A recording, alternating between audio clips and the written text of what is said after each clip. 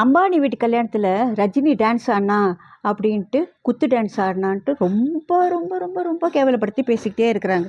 என்ன இதில் அவசியம் என்ன இருக்குதுங்க?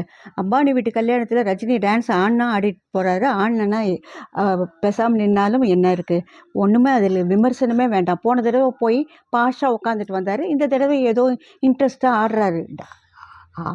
ஆட்டக்காரர் தானங்க, ஆடுறதுல என்ன தப்பு? அப்புறம் ஆடிட்டு போகிறாரு. பிரபலங்களும் மனிதர்களும் 70 வயதுக்கு அவருக்கு என்ன தோன்றுகிறதோ அப்படி இருந்துவிட்டு போகட்டுமே. அதிலும் நாட்டில் எவ்வளவோ பிரச்சனை இருக்குது.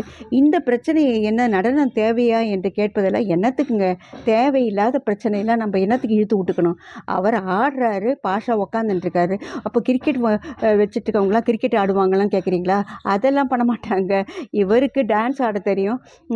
அங்கெல்லாம் எல்லோரும் அம்பானிலாம் சேர்ந்து ஆடுறாரு, கூட சேர்ந்து ஆடினோம். அங்கே அவங்கெல்லாம் குஷியாக இருக்கிறாங்க. அவ்வளோதான், தட்ஸ் இட். விட்டுடுங்க எல்லா விஷயம்.